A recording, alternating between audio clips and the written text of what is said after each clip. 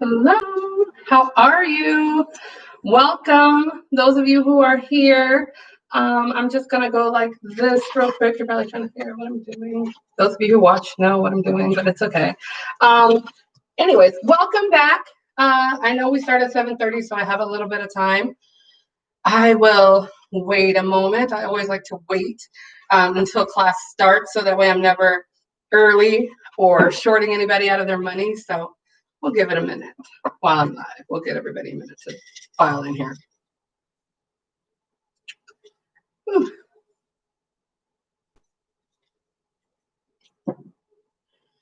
All right. Hello, Andy's here. Welcome. Okay. Thank you. Yes. Trying something different. A little, exotic. It is Juneteenth.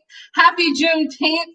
Welcome, people. Oh, my goodness. I'm so excited. This holiday is here. I have a very special lecture for you guys today.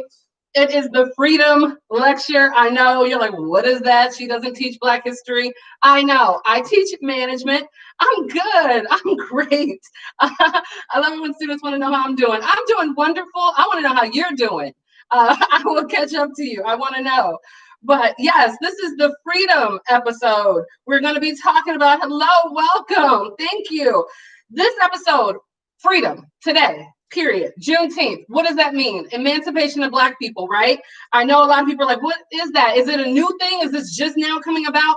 No, I was telling my mentor earlier today that this is a battle that we've been fighting for a very long time, but a lot of people are just now seeing it or, being able to witness it, I would say that. But I don't want to take this particular class all the way there just yet, because there's a whole lot to talk about today. We're going to have an hour-long lecture. I know it sounds like a very long time, but I promise you it will go quick.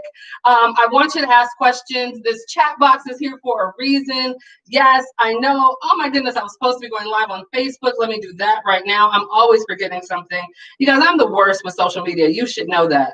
I don't even know what's going on. That's another reason why I don't want to talk about it right now, because it seems kind of strange to talk about something that, I'm not watching. I'm not live in it. So just because I got a lot of other things to do, but give me 1 second and I'm going to go live here. Perfect. All right, so I'm there. And now I'm back. Easy. So 2 for 1, right? 2 for 1. Ooh, let's go here. All right. So welcome. Freedom Lecture. Yes, here we go. It's hot under these lights. I know, right? It's like, why do you have a studio in the house? It feels very weird. But anyways, the season finale was tonight. Those of you who did your pre-work, right? That was the episode where we talked about all of the things that are happening now in the 2020 shift. If you didn't see it, it was kind of fun. We talked about my birthday. We did a little fake birthday party in there. So please watch. A lot of people had a good time. I had a good time. And it kind of gives you a little glimpse into what my birthday parties really look like. But I would love for you to be there one day for real. But right now, that's as close as we're going to get. So please watch that season finale. And it also had a podcast in it. And if you didn't see the podcast episode, I want to tell you right now, it had the pastor in it. And it had my sister, the banker, in it. And it was a magnificent roundtable of intellect that Black women discussing things, real life. We shared some real intimate details in that particular episode. So I really, really wish that you guys did your pre-work or do your pre-work so that way you can go check that out. Just found out I wasn't really live on Facebook, but it's okay. They'll be all right. They'll make it to this one, right? So here we go. So do your pre-work. Go watch that. It was about pregnancy loss. I know it was really hard. You didn't see the party part. It was right in there. It was just after the introduction. I kind of shot to it, and then we got back to the podcast. So if you didn't see it, it's in there. But that's the fun part. The serious part was everything that took place in that dialogue. Some of the dialogue we discussed had a lot to do with just starting over and having a fresh start. So I really want to take this particular time and focus on fresh starts for everybody. We are in the midst of an ever-changing environment right now, and nobody knows what's happening. I keep telling you guys that, like, nobody knows, right? It's like you're looking for reference for someone who's never referenced this before. So everybody is in the midst of something new, from banks to education to small businesses, right? Everybody is in the midst of something new. So what I want us to do is think about how can we adapt to the new? And the new could be this new, exciting new way of thinking things and doing things. And again, I only talk about things that I know. So let me bring you back to management real quick.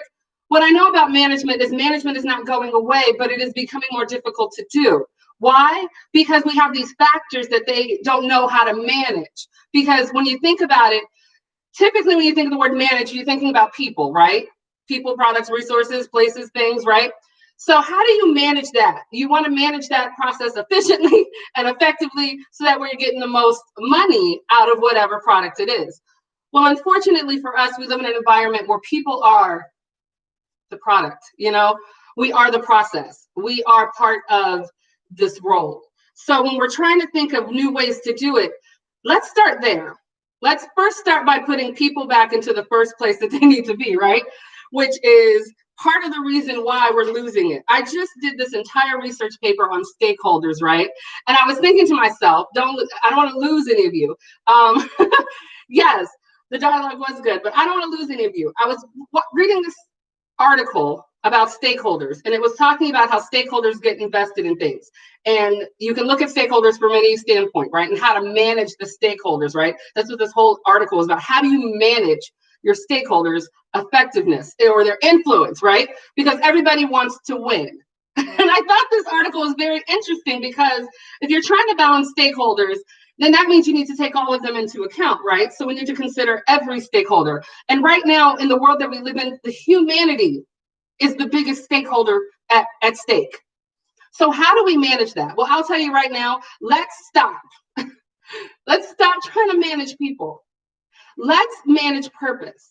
And I have this really, and I can't stop saying enough about her because she really, really inspires me every day. I have this great mentor that kept saying, just give it away. Just give it away. And if you know me, I'm a business major, right? So revenue minus expense equals profit. I'm like, I don't know what that means, but okay. So hello. Yes, Marianne, welcome. Yes. So I'm like, this don't add up. You want me to give it away, right? And she kept saying, yes, because some things just need to be free. And I know she was sowing a seed in me on something that was just so typical and small, like just let him have the shirt. But it grew and it grew and it grew. And you know what they say about the mustard seed, right? So here's what this mustard seed kind of manifests. Just give it away. Give it all away. Give away the education. Give away the learning. Give away the experience. And if we give it away and stop trying to profit off of the learning capabilities of individuals, then we can stop with the systematic programs that come out of those types of processes. So I want to tell you all right now that if we just let people be, then we will have a better return on investment in the long haul. And that's coming from a business major, right? So when I say that, it is because here is where we're investing, right? Our community, and then we start investing back in Christ. And we all know that no matter what you do, as long as you invest back into people and you invest back into Christ, that you're always going to win.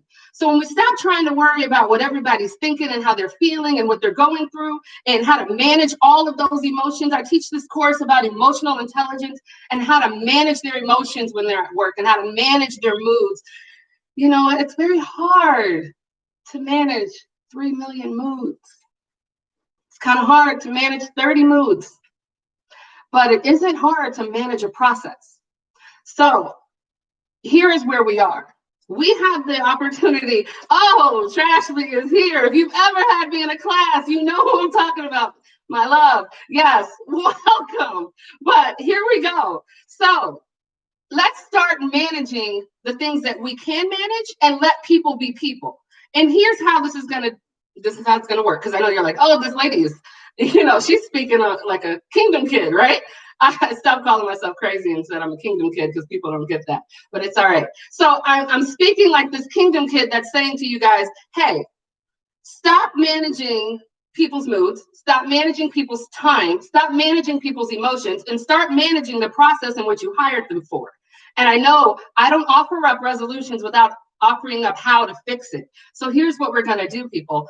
We're going to stop quantifying people and we're going to start qualifying people. And I know you're like, what does that mean, right? Quantifying. Those are numeric numbers, right? What comes out of those numbers? Data, right? Information, things that they can put down in a computer and they can regurgitate and learn rhythms, right? Well, last time I checked, souls didn't have rhythms, okay? Not none that could be managed by a process. So here we go. So now we have this process that is being managed, right? And if you do it really well, you can do it in a very short amount of time, right? So now they're paying you to do this process, and then you still have time to be your person. And if you have time to be your person, that means you have time to do what? Live. And if you know anything about me, and if you don't, if this is your first time watching, here's what I'm here to tell you. I like to live. I like to have a good time. And that is because that is our purpose. The last time I read the Bible, I don't remember the handbook saying, live in your purpose and be great only between the hours of 5 to 7 a.m. because you have to be to work between 8 to 5. I mean, I didn't read that in my Bible. Maybe you read it in yours. I don't know, but I'm feeling like this shift is kind of bringing us back to that purpose-driven lifestyle.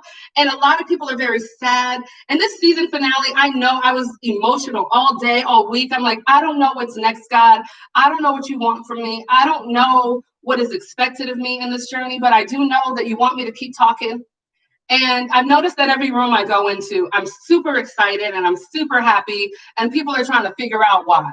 They want to know why I'm so excited about just everyday life, because there's a shift here. And the shift here that's happening is a shift saying that we can change. There is room for change. If we're talking about Juneteenth and these celebrations, I'm excited that people are changing and noticing it. I'm not mad that they're just now catching on to the rhythm. No, excited. Be excited that they're even learning and they're living and they're growing every single day to add more depth to what they know. And the fact that we're offering up the knowledge for free, by the way, we're not as much as we could. I saw that today. I tried to pull some resources for my nieces and nephews and my babies, and I couldn't find anything that was free. So I really have to dig a little deeper, and I'm going to do that. And I hope that anybody who has those resources, please share them with me, because I'd love to share some great Black history information with my family. So that is what I'm talking about, giving away this information. If we continue to do this and stop trying to charge people for it, you'd be amazed what the outcome will be. Not only that, when I was talking about the quantifying and qualifying and all those things, first of all, you can quantify somebody in numbers all day long, but that's just an input. And like my nephew tells me, I can get you the A, because that just takes me putting in the right input. But let me tell you something. People are deeper than that. People have to be organized better than that, because there's more compartments, there's more components, there's different things. And everybody thinks that this is just some flippant argument about getting rid of education. And that's definitely not what this is. We need education. Please trust me. I wouldn't be here today if I hadn't gone through the process of that particular path to get to my purpose. So all I'm saying is, if your purpose is not required to sit in a classroom, then don't go that route. There was a very smart woman that I used to watch and admire from afar, and I remember her speaking about this thing called off-ramping. And if you know what I'm talking about, or if you don't, off-ramping is this thing that I didn't even know that universities did. And this is when you get a student that's on a path and you find out that this is not probably their calling. So you got to off-ramp them. And when you off-ramp them, you just help them find something else that fits. And that's all I'm saying. And we keep on ramping everybody to education and not thinking about how bad that this really is just killing the system. You know, like, we can't keep continuing to put our people through the same processes and think we're going to have a change. And the only way we can do this is now I'm going to flip it and put it back on management. Management. Wouldn't you love to know that you hired a person that your gut told you was smart, that your intuition said there's something about this person? And I'm not saying that you should go off of solely gut instinct, because we're not crazy. There should be some form of demonstration. Tell me what it is that you do, and then show me what it is that you do. And if you're hiring people that have this particular passion or drive, you'll sense it in the way that they speak. You'll sense it in the way that they talk. You don't need a piece of paper to quantify what is in front of you, because all this is saying is that they can get you the A. And that's not going to get our environment to the next level. Do y'all understand that? We have to be willing to shake up the systems. And again, defunding the police. I don't even know really what that means. I mean, I know what it means. Don't get me crazy. I know what it means, but I'm not sure exactly what all of the intricacies about that really details out to. And I know it's a lot, but that's somebody's calling out there. And whoever it is, I promise you they are figuring out every detail about it.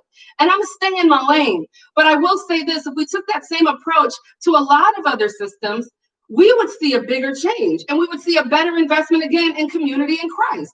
Let me tell you something.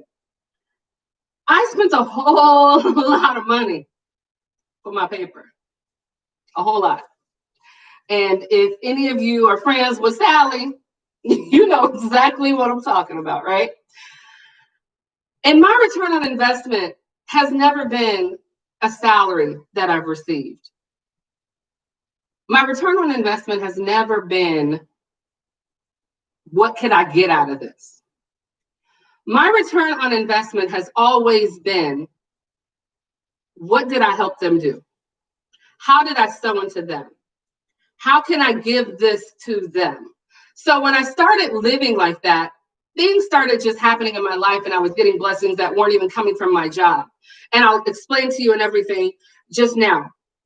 We wrapped this season and it was a phenomenal season. If you haven't seen it, please, please, please, you can binge watch all of the episodes. There is a Black History 365 episode. So it was supposed to be shot on Juneteenth. However, when God tells you to move it, you move it. So it got moved up a little bit, and that's okay, because today you can still watch it with your family, and it's a great dialogue and discussion to open up some things for change. And that is exactly what this is about. This is about change, having a new environment and a new system. First of all, let me scratch that word from my vocabulary. I heard that word a long time ago, and it bothered me back then when Frederick Taylor, and I was studying these theories, and he was a systematic theorist about how to systemize workers and productions, and I was thrown off back then. But again, I will take that word and try to remove it from my vocabulary because I want to replace it with purpose. And purpose is what we were talking about. So I have this piece here about creating global opportunity systems. I know, right? I wrote that down.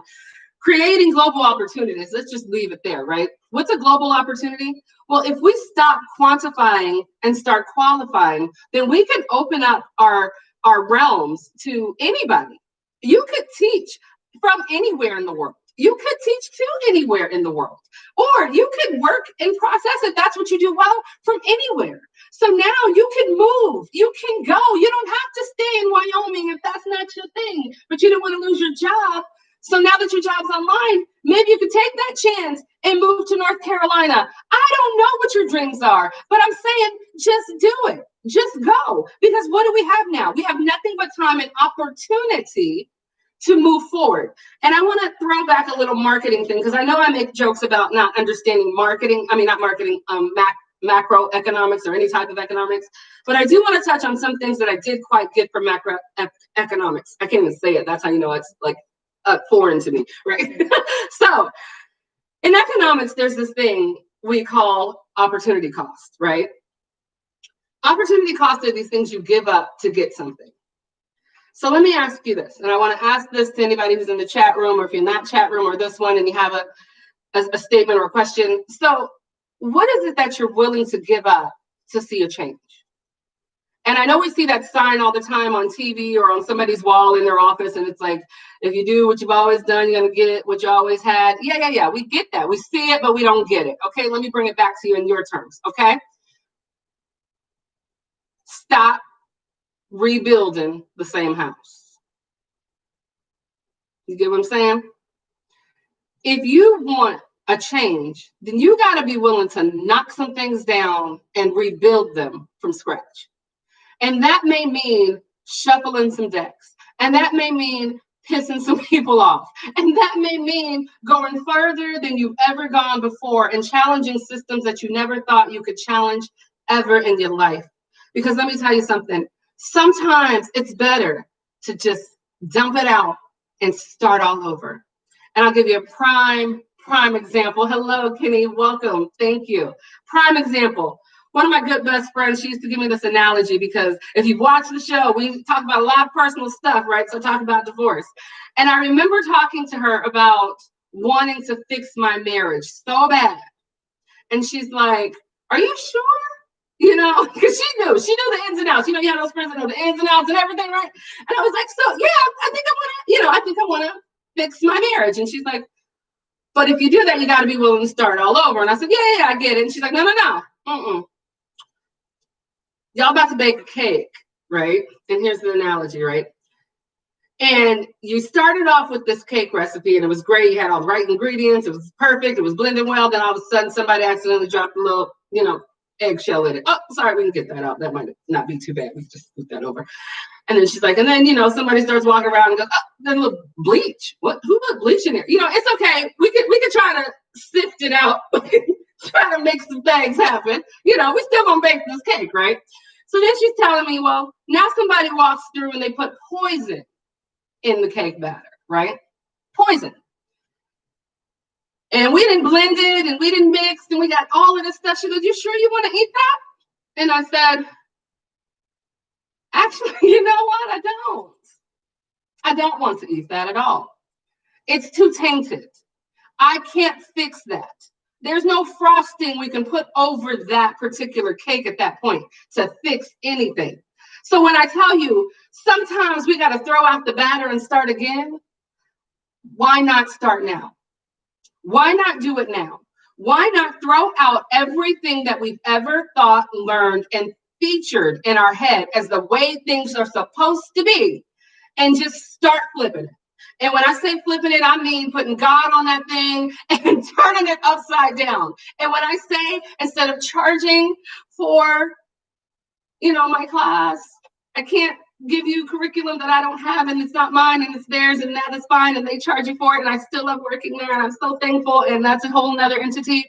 But me, what I have, my knowledge, my personal insight, my personal obligation to educate and to teach, that I want to give you for free. And that I want to ask of anybody. If you want to give it away for free, and if you want to help me help others, give it away for free because we're more than quantified. Let me tell you, because we got papers and debt to prove it. We are more than quantified. So if you are quantified, and if you want to help me, and if you want to give it away, please reach out to me at missladymanagement.com. We are working on this, but we cannot do it without your help. We cannot do it without your prayers. We cannot do it without your focus. And if anybody wants to try to flip this thing around with me, it can just one management class. We can quantify them and qualify them through one, or we can do a little science class, whatever you want to teach. I'm here. Let's do it. If you know somebody, please send them this link. Please have them join me. Please have them help us. Because we have no choice at this point but to flip it upside down. And let me tell you, employers, if you trust a piece of paper, then you should trust that we should be able to get them to you, right? Because now we're putting our names on it. This has my personal signature on it saying that this person is ready. That is more valuable to me. Because I don't know about you, but my word is everything. Why do you think I'm not telling you about faulty window cleaners? And if any of you tried it, I know it changed your life because it has literally changed my life. Let me tell you. Nobody's in the comments, so I'm going to keep rolling. But if there were comments, I would love to feel them. But if there isn't, I understand y'all are busy and maybe y'all are listening. I hope so. But let me tell you about how window cleaner changed my life, right? So I used to live in this room and my windows were kind of dark and I would keep the blinds down and it was kind of dusty. And I was like, the windows are old. I don't want to deal with this, right? So when I started living at home like everybody else, I'm like, okay, I need sunlight. I need to get outside and see what's happening. So there went the quest for the window cleaner. So when I found it, I became so mesmerized by how clear my view was now. I could literally see right out to my pool and it looked like I was standing outside. And all it took was for me to switch up buying my window cleaner. Not only has it changed the way that I move around my house, but it has changed the way I start my day. If you've seen any of the episodes, you know there's a little sign outside that says blessed, and there's another one that says God is good all the time. Well, let me tell you something. When that's the first thing you see in the morning, it changes your view. It has begun to change my entire view. Oh, you cooking and listening. Okay, I love that. Y'all are active and listening. Keep on, keep moving, because this is a dialogue. Please join in if you can. But yes, it has changed the way I move around my day. I wake up blessed.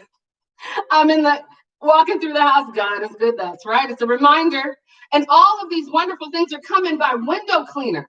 So this small little mediocre change that I've made in my life has impacted so many other elements. And that's what I'm asking for you. What is it you can change right now that may seem so very small, but it can make a giant change in your life? And when I tell you, start with the window cleaner. It was only $1.99. I promise you will thank me. But even if that is not enough, I want to talk about how when changing everything just kind of makes everything better, right? So this is the change where we're called to see people and to have this freedom, right? Because that's what this episode is about. It's a freedom lecture, right? We have to be allowed to do what it is that we're supposed to be able to do. Your body has a natural chemistry that tells you this is what I'm supposed to be doing. This is what I want to do. You have a certain energy about yourself. You have something going on, right? You're moving. So if you don't have that going on, that means something inside you is dying. That means you're not moving. You're not motivated to do anything. And that is a very sad place to be. And I'm not saying sad like you're sad. I'm saying it's sad because it is sad. I've seen it. It is debilitating. When you call and you say, hey, where you at? Where you been? Where you coming? And they say, hey, I just can't. You hear it. You know it when you feel it. You know there's something going on in there. And you can't reach in and get it. And all you can do is pray over it. And all you can do is think about it and try to hope that there's something that you can do. And let me tell you something, prayer does work. Trust me. I told you it worked with the neighbor. It works with a lot of people. But here is the other thing I want to talk about. I want you to just be willing to take a chance and move. Take a chance on yourself. Because the person that you are is not the person that you're supposed to be right now. This is the person that you're going to be. So you have to be able to talk yourself out of where you are. Remember I said that? You got to motivate yourself past yourself. I know it sounds like a very hard task to do when you are feeling down and you are not feeling like you are your best self. And when people are telling you you may not be your best self. But let me tell you something. As long as you're being you, that's the best self you can be. That's the only thing you can be. So why not begin to shift in a way that benefits you and you, right? Because Facebook. Why not take a chance on something that is going to change your life for the rest of your life? And I will tell you again, it is not as easy as it sounds. I know that because I will tell you, I'll give you one example. I did it to myself. I did it to myself yesterday. And I want to apologize for anybody who's out here right now because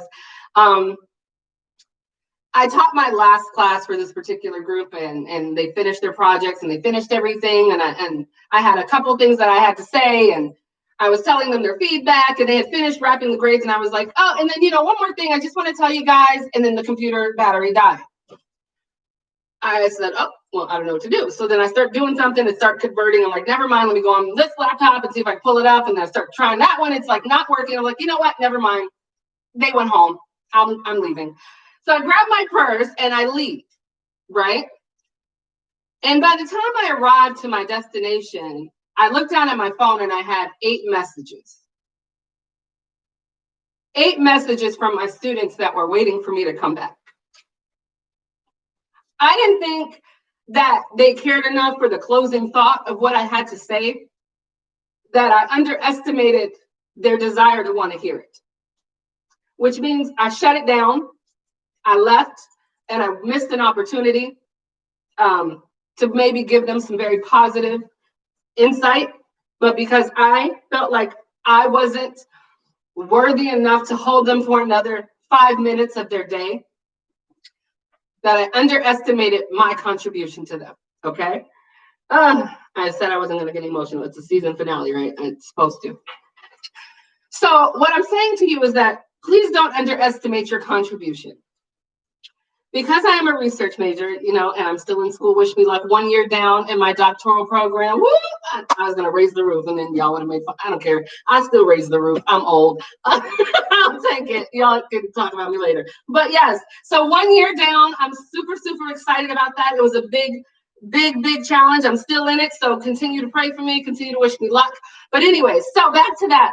Again, studying research says that people underestimate other people's contributions to the workplace and overestimate their contribution to the workplace. This is an equity theory approach, right? I said, yeah, maybe at work, but not in life. I found that in life, people don't overestimate themselves. They underestimate myself. Yep, right. I had it right the first time. Myself, right? Which is why I'm crying. So yes, I underestimated myself and my contribution to what I had to give them. And so now I'm feeling really bad. And I hope they're watching now because this is the extra contribution I want to give you guys. But yes, everything you give is worth something. Everything you have is about something. It is instilled in you for a reason. It is planted in you for a particular reason. And that is because it's supposed to be seeded and it is supposed to be birthed and you are supposed to live it out. If you don't live it out, that means what? You are dying. And I can't say that enough because there's so many of you out there that are slowly fading into a system. In your 40-hour work weeks, right? And I get it. I'm in there with you. I'm in the trenches. I get it. I got bills to pay. We get it. However, start giving back to you. And those of you who give back to them, to people, you're going to get in return. Because when I tell you this great show that we shot for you all, this God-produced show where I don't even know where the money came from. I'm in education, they say that like, oh, our intrinsic rewards are our pay. Yes, they are, and I'll take it. I'll take my bonuses that way every time. But yes, so when we're talking about these intrinsic bonuses that we get, that's because we're supposed to be pushed by that. Because we're supposed to be motivated by watching others win while doing what we love to do. Coaches, you love watching your players win because they're doing what you love to do. You showed them that. That's life. So why should we be profiting from some of it? Don't get me wrong, it's all business. Some things are just all business, and I get it, they got to stay business. But some stuff just shouldn't be. And this is the change that we're looking at right now. This is the opportunity for growth. Any volunteers, I am taking all of them on MissLadyManagement.com. Please share that with everybody else. I want to pause real quick and see if we have any questions. Do we? Oh, thank you. My hair looks dope. I like that. Thank you. The degree of dopeness, season finale, I figured I'd give them a little something, right? Any questions so far about anything we've covered? Any questions about any of the episodes so far? And trust me, I'm not asking because I just want to keep standing in front of a camera. I hate cameras. I don't even like this. This is definitely not me. So let me tell you, when God pushes you, because it's something you don't do. I don't not like to take pictures. Trust me, Candace and Otis cuss me out every day because they don't have enough content. I'm sorry. I don't take that many pictures in a day. I don't, but I'm going to try. I'm going to do better. I know. If there's no questions, then I'm going to keep going into the lecture, but I just wanted to make sure, because I like to do temperature checks. No? Okay, let's go. So here we go. Management. What do you need to know? I talked about this, right? I talked about the quantifying and the qualifying. Now let's talk about management's role. People are leaving because they don't know. What does that mean? People are leaving because they don't know.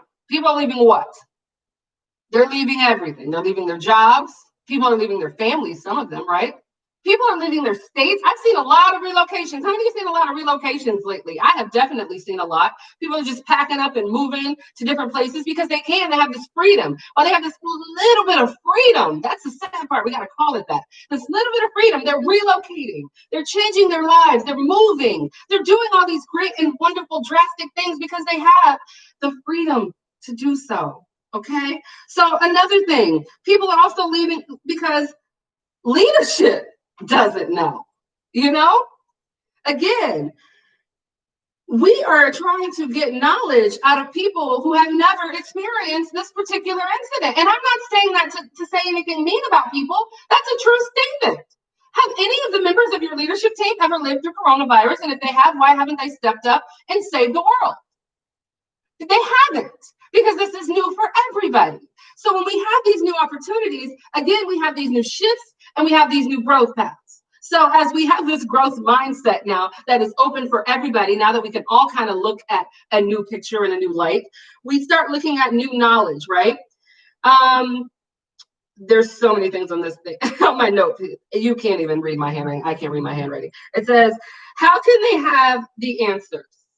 How can they have the answers? I'm asking you that. I mean, please let me know, because I'm looking for the person that's lived through this back in 1818. Because if they still live in, Lord here, and if they're still living, then please, I would like to get all their knowledge from them right now while we can, so that way we can learn how to be combative to this thing. So again, change is happening. Change is happening right now. And the only person that has the instructions on what is happening right now is, you might want to look at it and reference it, because it's the only reference that's been around for so long that has any inkling of what this is. So how can we sit here and try to just dismiss that particular reference, right? Our academics, right? All of us. How can we dismiss that reference when it is actually playing itself out? So let's look at that for a little bit of guidance. And I've been reading, and I'm not an avid reader. I'm not the pastor. Shout out to the pastor. Great episode, by the way, right? People gonna be locking themselves in the room for mommy and daddy time. I love it. Yes, right. But when we're talking about this change in this purpose, there's being able to stop being controlled, being able to have that freedom, move in new directions, being able to just stop. Okay, stop being the person that you would be. If everybody keeps telling you this is what you have to be, I need you to think about what you want to be. What is your purpose? What is your path? What are your principles? Those are the things that should be driving your everyday moves, right?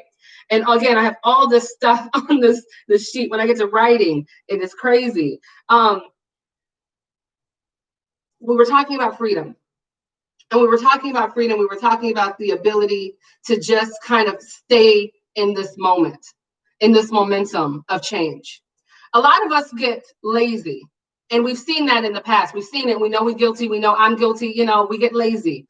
But change is about consistency. And I will never forget that there is this theory about freezing change, and it's change, and it's unfrozen, and it's freezing. And it says anytime you want to make a change, you got to freeze it, right? And anytime you see that thing starting to liquefy back down to its original state, you got to go freeze it again. And once you freeze it in that final state, that's when change is made. But any liquid, anything going backwards, it risks the stability of the change. Do you understand? So that theory is where we are today. If we realize that any liquidity of what our faith is, of our purpose, our goals are, what we've got going on right now, what we've got to do right now, any liquidity of that, then this change won't stick. And right now, this is the only opportunity in our lifetimes where we have the ability to make a change that can possibly stick. Do you understand? We have the time to do it. We have the thrive to do it. We have the energy to do it, because now we're finally rested. And let me tell you something, people, it's Juneteenth, and I know that y'all are trying to figure out why we just now getting riled up, and for anybody that's out there that may not be clear on why all of a sudden now we're moving, is because now we have the ability to actually move. Before, we had to worry about going to work. Before, we had to worry about who's gonna watch the children. Before, we had to worry about what if we get fired. Well, all of those things have been removed as possible outcomes or alternatives to us, because a lot of us are now at home and we're able to now rest. I don't know about you, but I've been working since I was 16. And I'm not talking about a little part-time ice cream sandwich job. I'm talking about 40-hour work week with benefits, okay? Since I was 16. And when I started adding up the fact that I'd only had about 2 weeks worth of vacation, every year since I was 16. It started to make sense to me why I was so exhausted, why I couldn't fight, why I didn't want to go to the rally, why, I'll be honest with you, sometimes I didn't make it to the polls, because I was exhausted.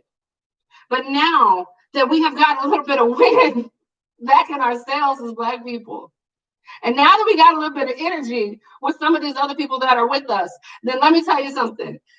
Let's be very clear that this is a change. This is a change that is needed. This is the change that is now. And I need all of us to keep that energy, keep that momentum, keep that wind. And all we got to do is just sprinkle a little Jesus on it. And I promise you, the change will stick. We can freeze it. We just have to be willing to do that, you know? And I will say this, that you don't have to listen to me because who am I, right? I'm this random lady that teaches at this mystery university that none of you know about, that, you know, you don't know who I am. And that's okay, you don't have to. Because I'm not here for me. I'm not here for me. I'm here for him. And my directive and my message was to let me tell you that he wants you to stop listening to the people and start listening to your purpose. He also wants you to stop following what other people expect you to follow and stop doing what the rhythm has been programmed into you to do. And he wants me to tell you to start doing what it is that you need to do, because life is not ever going to be the same. We know that, right? So God told me to tell you that he's the boss. I know that's how he talks to me. He's the boss, and that he is the world's greatest HR director. Do you understand? Not only has he quantified you, but he has also qualified you. He has also instilled you with everything that you need to do the job in which he's designed for you to do. Because job design is one of the biggest things about management, right? And let me give you a little bit more lecture and intellect, right? Because we have the functions of management, which are to lead, control, staff, right? All of these other things. So when we're talking about this, planning, right? You ever heard the saying, we plan, God laughs? Yes, because there is no plan for your purpose. Well, there is, but you don't know it yet. It gets downloaded into you into little pieces, bite-sized pieces at a time, right? Fun-sized snacks. And then when you get them, then you see them out. And again, if you don't, then that's when little pieces of you start to kind of break off. So I need you to catch on to them and listen to them. So your HR manager is telling you that he wants you to redirect, refocus, rebuild, restart, and remake God's land and not man's land. And that land is a land where you don't do your purpose between 8 to 5. You don't do your purpose between Monday through Friday. You do your purpose when your purpose is pushing you. Because I do my purpose at midnight because that's when I'm sharp. And I do them well. And I make my notes and I catch up on things because I'm sharp. Because I'm doing something that I love to do. And that's what I want to tell everybody. I'm doing something that I love to do. I love doing this. I love teaching. I love managing. I love all of these things. So I do it with purpose. And that's what I need you to do. Find whatever it is. Start listening to your HR manager upstairs. He's got a plan. And if you are bold enough and willing enough to step out on chance, and if you're willing to just even help, because I'm not asking you to risk anything. I'm just asking you to give away something. What is the challenge there? If you know someone that is willing to give away all of this free education, tell them to reach out to me.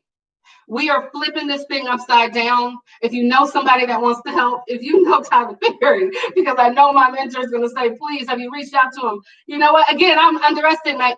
When I get caught up, I get nervous. You should know that. I hate speaking in front of people. But yes, he makes me nervous. But I will reach out. And right now, Mr. Perry, if you see this and you are interested in changing the way education is given away and the way that people are learning and the way our life is being filtered and managed and structured If we want to change that up, if we want to do that dynamic, then please reach out to me at missLadyManagement.com. That is a website where you can go and donate your time or your money, whatever resources you have, any information you have for education or educators. We are housing it here. We are trying to pull, if you know some software people, please tell them to reach out to me. I promise you, we can build and flip this thing. And managers, all we need you to do now is stop asking for the piece of paper and start asking for the person, because then it's back on you. Because you can keep putting all the weight in the paper, or you can start putting it back in the person, because this has to be a twofold process. The same way Juneteenth is a twofold process, and this is a freedom lecture, right? So I have to leave off with a little bit of freedom talk for you. When you start to live in your purpose, freedom comes.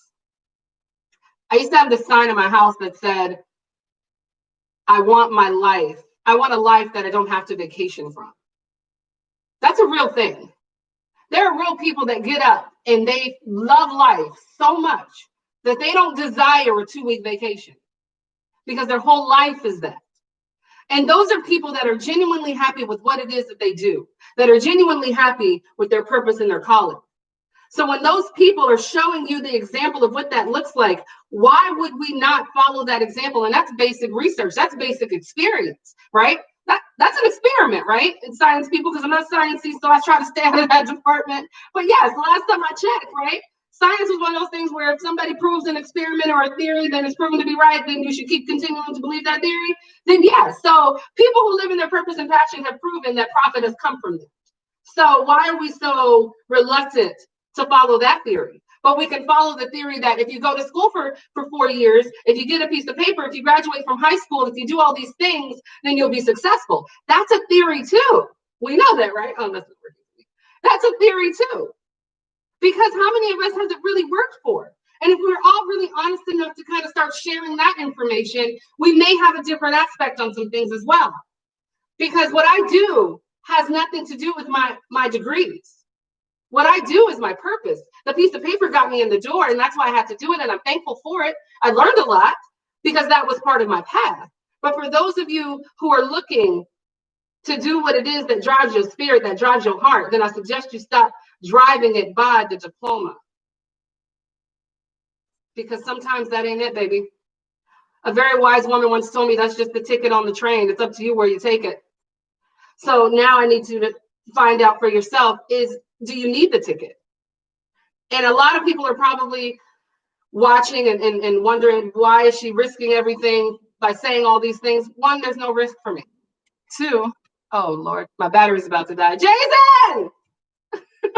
That means I should be wrapping up as well. But when I say all that, it is because there's a lot of things going on right now in this world, and it's bigger than me, and it's bigger than my job, but it's definitely not bigger than my God, and it's not bigger than my word, and it's not bigger than my loyalty and my purpose for people.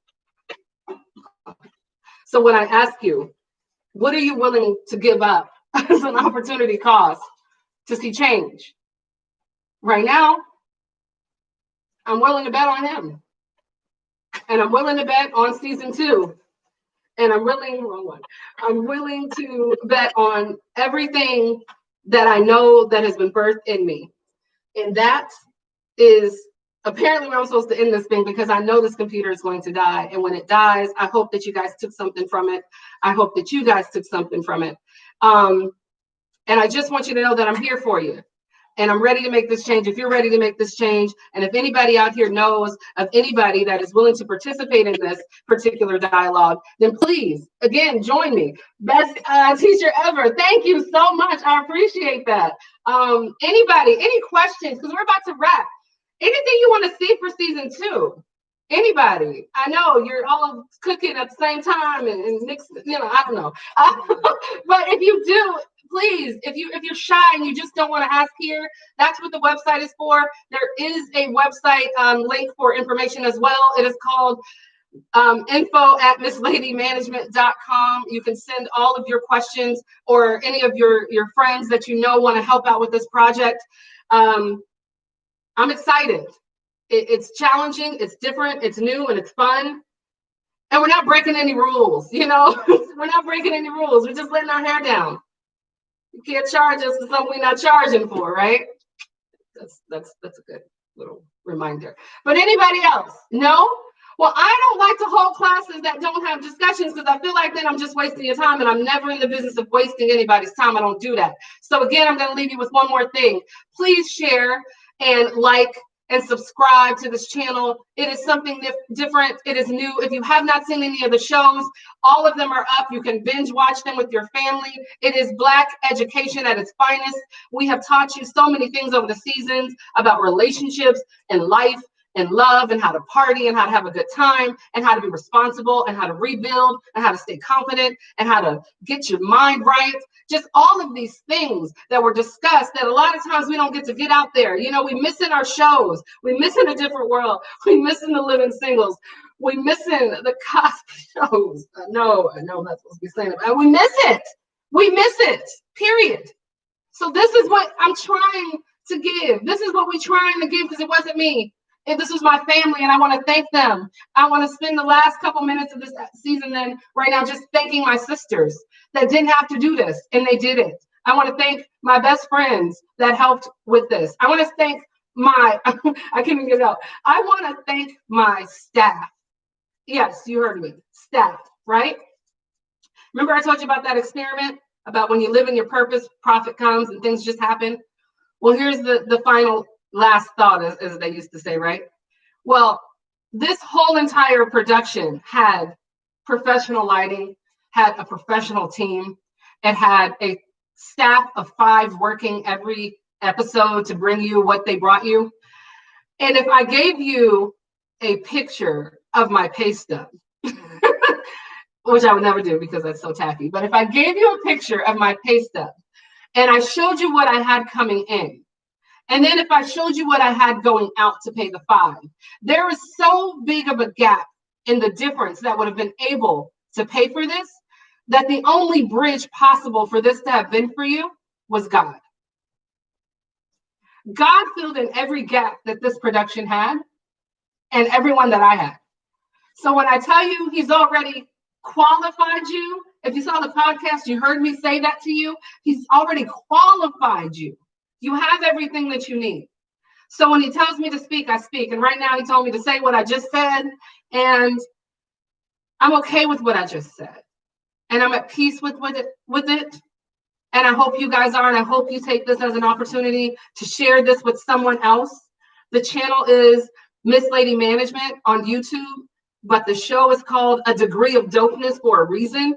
Because I couldn't give you a piece of paper so I can just give you the extra dopeness that you're going to need to survive when that piece of paper is only quantifying you, but you need to walk in that office and you got to be qualified. Well, you're going to need that confidence. You're going to need to have been rebuilt and repaired. You would have been able to know who you are as a Black person, if that's who you are. The show is just not for Black people, but it is an episode and I'm a Black woman, so therefore that's what you got. So there's a piece in that about how you carry yourself, right? Because we talk about capping your Blackness at work. So these are the pieces that we gave you that fill in the gaps, you know, of your education. So we're trying to give you more of that. And I know there's more of you out there that want to help fill in those gaps. And if you want to help me pass out degrees of dopeness to anybody that wants to learn something for free, please reach out to me. Please reach out to us. We are going to try to do the best that we can with all of the resources that you give us and you donate. We are going to use them smart. We are going to use them responsibly. We keep transparent books here. So we work as a team because our only purpose is to help you guys because we've all been there. So we all want to give it back. So again, I leave you with that. And I know there's no questions. Oh, you can't wait for season 2. Absolutely. I can't wait for season 2. I'm excited. Please let me know if you need anything. I just want you guys to stay prayed up and blessed and have a great night. And that was the season finale. Woo! Good night. Bye.